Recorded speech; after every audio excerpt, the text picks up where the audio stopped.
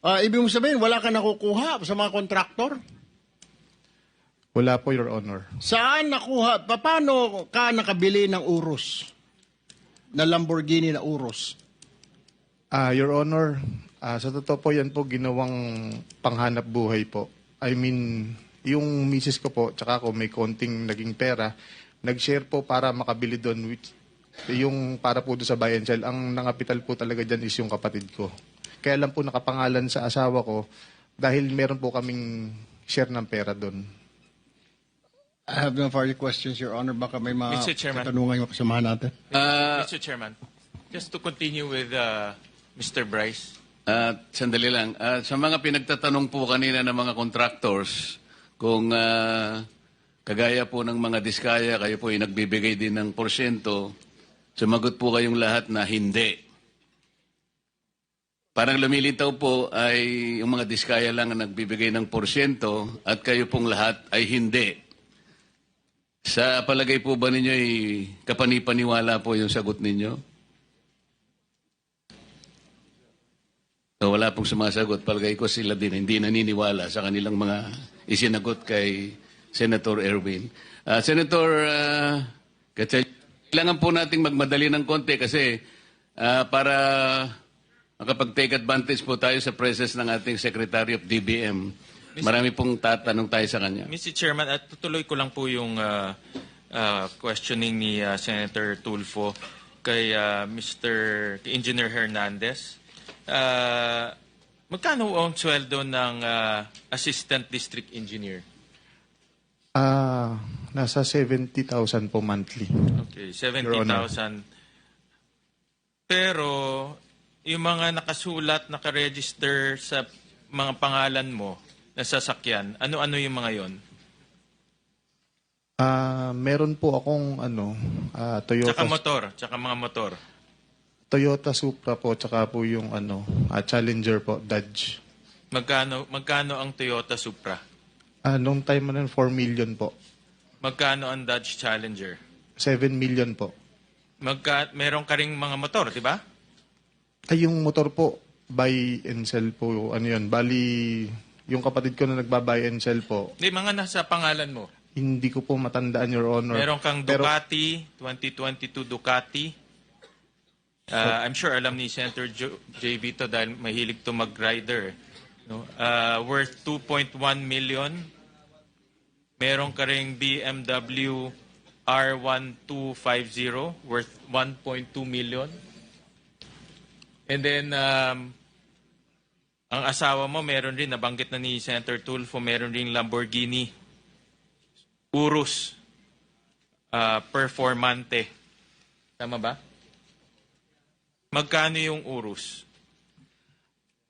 Your Honor, ang alam ko lang po, naging share dun is nasa 5 million pesos po. Well, yung presyo niya po talaga, hindi ko po alam kung magkano po. Kasi base, pina-cost out namin to sa customs. Pagbayad ang taxes, ang Lamborghini Urus is 30 million. Ang Toyota Supra is about 10.8 million. Ang Dodge, nasa mga 9.2 million. So kung may sweldo kang 70,000 a month, paano ka nakabili ng 30 million na sasakyan? Your Honor, yung pong Lamborghini Urus is may share po doon, nag-share lang po yung asawa ko tsaka ako para gawin pong konting hanap buhay. Para Ano kumita trabaho po ng yung asawa pera. mo? With all due respect to Senator Sherwin, ano trabaho ng asawa mo? Dati po siyang nasa GSIS. Magkano ang sweldo niya? Hindi ko po alam, Your Honor. So, magkano yung Lamborghini? 30 million? Ang balita ko, pumunta ka rin sa tindahan ng kotse. Tinuro lang na asawa mo, ito gusto ko, binili mo kaagad cash. Hindi po totoo yun, Your Honor. Magkano pinapatalo mo sa casino? With all due respect to Senator Sherwin. Sa pera ko po, wala po akong pinapatalo, Your Honor. Ano alias ang ginagamit mo sa casino? Nung nagpunta po kami isinama po ako ni Ano Boss- ang pangalan na ginagamit mo sa casino? Your Honor, sasagutin ko po ng binigyan lang po kami ng membership number. Yun I po, am asking you what is your alias? Huwag ka na magpaligoy-ligoy pa. To be honest po, Your Honor, nagsasabi po ako ng totoo. What is your name? Anong ginagamit mong alias? Your Honor, nagsasabi po ako ng totoo. Membership number po ang binigay sa akin ni Boss Henry. Huwag ka magsisinungaling. Di ba ikaw to? I believe po, Your I Honor. believe. Ay, anong pangalan nakalagay rito? No page, pakita mo.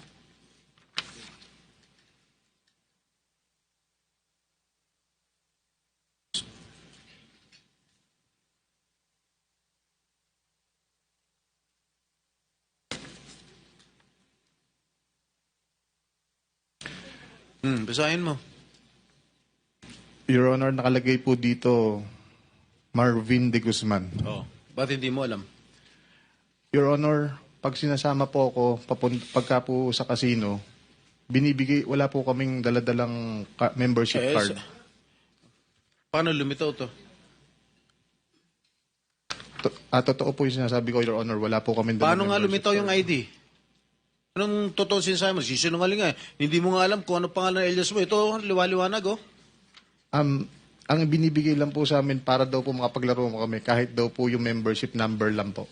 Hindi mo alam kung anong pangalan ng alias mo doon sa casino? Hindi po nila sinasabi. Okay, bakit Your ka Honor. na-ban sa Resort World? Bakit? Dati po, doon sinama... Una-una, saan ka naglalaro? Soler? Okada?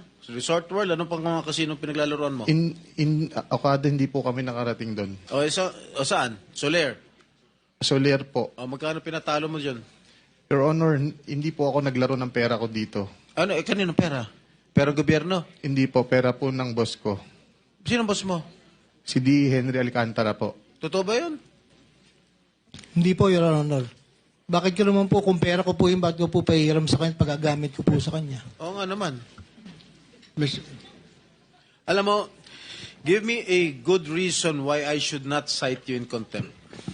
Mr. Chair, dalawa na sila, pati si Alcantara, dahil sinungaling din eh.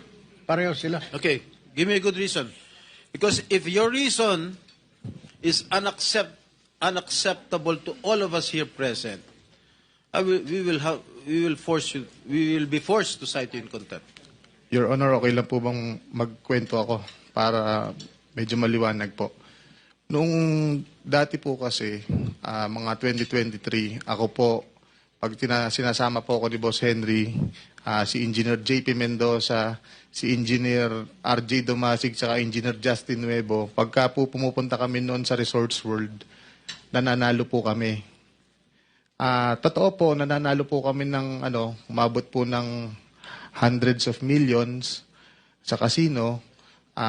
Pero, nung kaya po kami naban, Para hindi tayo magtagal, ang tinatanong kasi sa iyo ni Senator Jinggoy, sorry. bakit ka nagkaroon ng isang ID na ang pangalan ay De Guzman Marvin Santos? Ito ay inisyu sa iyo ng LTO. Paano mangyayari yun? wala po kung ganyang ID, Your Honor. Basta pumunta lang po kami, sinama lang Ito po nga kami yung ni Boss. ID mo inisyu ng LTO. Sa LTO law, criminal pa ito Hawak namin yung certification ng Okada, ang registered name mo ron, membership mo, Marvin Santos de Guzman. Kaya kapag hindi ka nagsabi ng totoo ngayon, ikaw ang kauna-unahang masasite in contempt at hindi ka makakauwi sa araw na ito. Your Honor, nagsasabi. Sabihin mo na yung totoo, sapagkat dito sa record namin, halimbawa, noong March 2025, Okada ito nanalo ka ng 653,500 pesos. April 1, natalo ka ng 25 million plus. May 2025, natalo ka ng 10 million. Ayun, June 2025, natalo ka ng 14,160,750. July 2025, nanalo ka ng 15,914,000. Ito recorded ito Kung hindi ka magtatapat, I will cite you in contempt. Your Honor, Kanino mo kinukuha ang mga perang ginagasta mo? Your Honor, sinasabi niyo po is Okada po. O ano po- pa yung sasabihin tama po ko? ba yun? Ito nga, record nga ito Kanino nang gagaling ang perang ginagasta mo para magkasino ka? gumagamit ka pa ng pangalan para hindi kayo mahalata. Halata na kayo eh. Pati si Alcantara, ito ang ginagamit niyang pangalan, Joseph Castro Villegas. LTO issued license cards. Your Honor, kahit kailan po, wala po akong lisensyang ganyan. Wala. Basta sinama lang po. Nasa sayo kung hindi mo aaminin, ngunit itong perang ipinanalo mo at ipinatalo, katakataka kung paano mo nagamit ito. Paano ka nakakataya ng ganito at nananalo ka ng ganito karaming pera?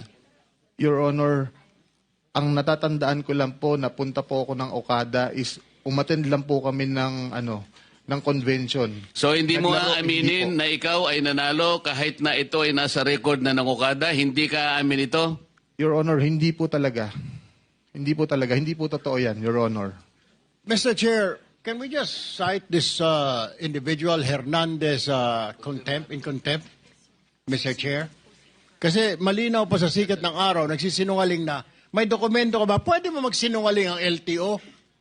Ikaw yung nagsisinungaling. Huwag mong pilitin. Talagang hindi na.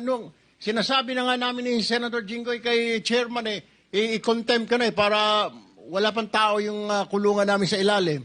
Your Honor, nagsasabi po ako ng totoo. Nandito po ako para makipag-cooperate po. Kung gusto mo po ako ng makipag-cooperate, aminin mo na lang sapagkat ito yung sulat ng Okada sa akin mismo, dated September 5, 2025. Ako na nga ang nagbibigay sa iyo ng tsansa na sana umamin ka na sa kabila ng sinasabi ng makasama ko na pwede ka na naming i-contempt ngayon. Sinabi mo hindi ka nagpupunta sa Okada, di ba? Ang sabi ko po, napunta po ako sa Okada nung, ang huli ko po alala is yung parang Naglalaro May ka po. doon. Naglalaro ka doon. Was there an instance na naglaro ka doon? Ang alam ko po, No, answer me directly, please. yes po. Oh. Yes, Your Honor. The documents that are in possession with Senator Marcoleta, these documents don't lie. Your Honor, pwede po ba akong Kasi po, ang pinaliwanag po ni Honorable Marcoleta is ito daw pong last June, May, April is nandun po ako. Wala po ako doon. Hindi po ako napunta doon, Your Honor. Pero naglalaro ka doon. Doesn't matter. Nakapaglaro Magkano po ako isang beses. Tama ba yung sinasabi ni Chairman na nagpatalo ka ng ganong kalaki halaga? Record na yan. Galing sa casino. Ang sinasabi ko sa iyo ay base sa record ng Casino Okada. Hindi namin invento ito. Kaya kung hindi mo aminin ito, mapipilitan ako pag may nag-motion dito na kasama ko at merong nag-second demotion, you will be cited in contempt. At alam mo ang magiging epekto nito. I second the motion of Senator Erwin Tulfo. Is there already a motion? I did, Mr. Chair. There is a motion to cite anong pangalan na nito? Bryce Hernandez, a.k.a. Marvin Santos T. Guzman, in contempt. And seconded by Senator Jinggoy. Any objection? Hearing none, the motion is approved.